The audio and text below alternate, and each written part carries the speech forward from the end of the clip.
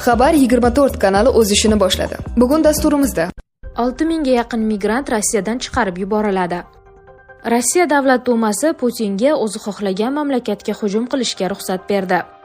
AQSh Eronga bosimni kuchaytirish uchun Yaqin Sharqqa 10 ga yaqin qo'shimcha askar va bir nechta harbiy kemalarni yubormoqda. Agar men prezident bo'lmaganimda dunyo ikkiga bo'linib, parchalanib ketgan bo'lardi, Tramp. Pezeshkian aslida Eron emas, AQSh terrorchi ekanligini aytdi. O'zingizni aldamang. Tez-tez hojatga chiqish, siyganda qiynalish, kechasi uxlay olmaslik. Bu oddiy shamollash emas, bu prostata muammosi. Agar bugun e'tibor bermasangiz, ertaga og'riq ham, asorat ham kuchayadi. Vulkan 100% tabiiy, kuchli tabobat inyomi. Prostata bezidagi yallig'lanishni kamaytiradi, siydik yo'lini tiklaydi, erkaklik quvvatini kuchaytiradi. Bir qaror hayotingizni o'zgartiradi. Sokin hayot kechirasiz yoki yana qiynalishda davom etasiz. Tanlov sizniki. Hoziroq qo'ng'iroq qiling va 30% chegirmaga ega bo'ling. Yetkazib berish O'zbekiston bo'ylab mutlaqo bepul. Pezeshkian aslida Eron emas, AQSh terrorchi ekanligini aytdi. Ular bizni terrorchilar deb atashadi, lekin aslida o'zlari haqiqiy terrorchilardir. Ular istagan vaqtda, istagan joyda kimni xohlasalar qirg'in qiladilar va keyin inson huquqlari haqida gapiradilar. Ularga la'nat bo'lsin, dedi Eron prezidenti. Tramp Hormuz bo'g'ozini butun dunyo uchun ochishga urinayotganini yozdi. Xitoy Hormuz bo'g'ozini doimiy ravishda ochib qo'yayotganimdan juda mamnun. Men buni ular uchun ham butun dunyo uchun ham qilyapman. Ular Eronga qurol yubormaslikka rozi bo'lishdi. Prezident Si u yerga borganimda meni qattiq bag'riga bosadi. Biz birgalikda oqilona va juda yaxshi ishlayapmiz. Bu urinishdan ko'ra yaxshiroq emasmi? Lekin unutmang, agar majbur bo'lsak, biz jang qilishni juda yaxshi bilamiz. Boshqalardan ko'ra ancha yaxshiroq, dedi AQSh yetakchisi. 6000 ga yaqin migrant Rossiyadan chiqarib yuboriladi.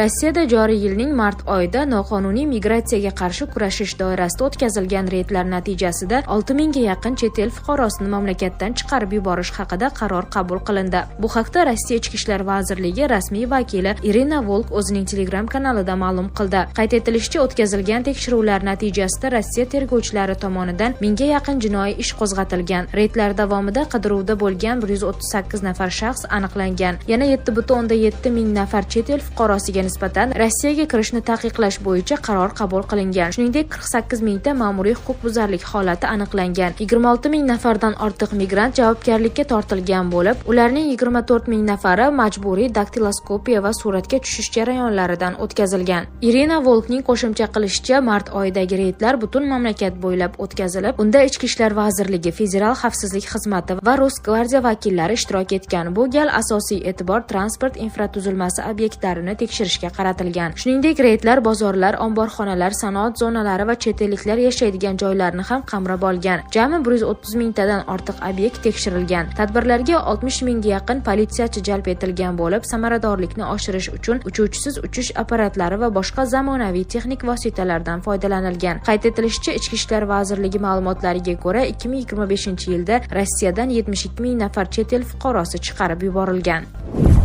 AQSh Eronga bosimni kuchaytirish uchun Yaqin Sharqqa 10 ga yaqin qo'shimcha askar va bir nechta harbiy kemalarni yubormoqda. Ushbu kuchlar tarkibiga aviatsiyachi tashuvchi kemalar va dengiz piyodalari bo'linmalari kiradi. Ular mintaqadagi mavjud 50 ming nafar amerikalik harbiy xizmatchilar safiga qo'shiladi. Rasmiylarning ta'kidlashicha, harbiy salohiyatning kengayishi muzokaralar muvaffaqiyatsiz yakunlangan taqdirda AQShga kengroq imkoniyatlar, jumladan ehtimoliy zarbalar yoki hatto quruqlikdagi operatsiyalarni o'tkazish imkonini beradi.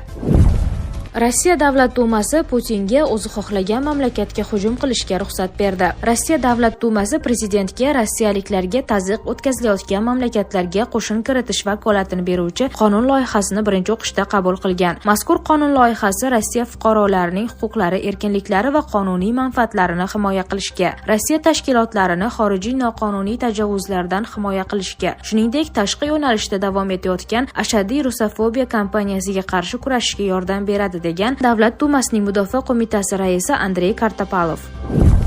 Urushda qancha amerikalik askar yaralangani aytildi. AQSh va Isroilning Eronga qarshi urushi davomida 399 nafar AQSh harbiy xizmatchisi jarohat oldi. Bu haqda AQSh qurolli kuchlari markaziy qo'mondonligi vakili ma'lum qildi. Yaradorlardan 3 nafarining ahvoli og'ir deb baholanmoqda. 354 nafar askar esa allaqachon xizmatga qaytgan. Bir hafta oldin yaradorlar soni 370 nafardan ortiq ekani xabar qilingan. O'sha vaqtga kelib 330 kishi xizmatga qaytgan, 5 nafari esa og'ir yaradorlar ro'yxatida shaharlarida edi. Jabrlanganlarning aksariyati quruqlikdagi qo'shinlar jangchilaridir. So'nggi ma'lumotlarga ko'ra, halok bo'lganlar soni 13 kishini tashkil qilgan.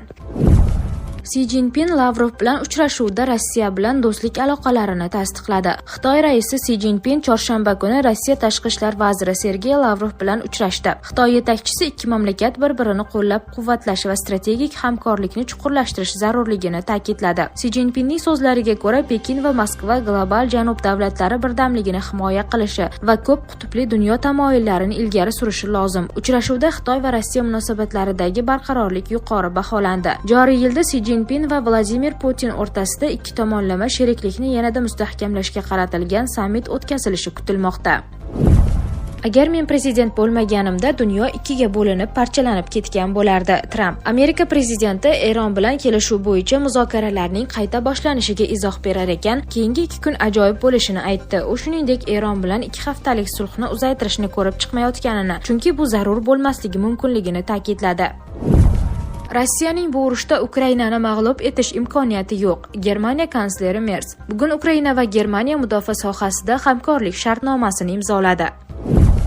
Erdo'g'on Isroilga harbiy harakatlar bilan tahdid qilmoqda. Turkiya prezidentining ta'kidlashicha, Isroil o't ochishni to'xtatish rejimiga qaramay aholi yashaydigan hududlarga zarbalar berish orqali 1,2 million livanlikni uylarini tashlab chiqishga majbur qilgan. Biz Isroilning Falastinga nisbatan ham shunday harakatlarni qilishiga yo'l qo'ymaslik uchun qudratli bo'lishimiz shart. Qorabog'ga qanday kirgan bo'lsak, Liviyaga qanday kirgan bo'lsak, ularga nisbatan ham xuddi shunday qilamiz, deya Erdo'g'onning so'zlarini keltirmoqda The Jerusalem Post nashri.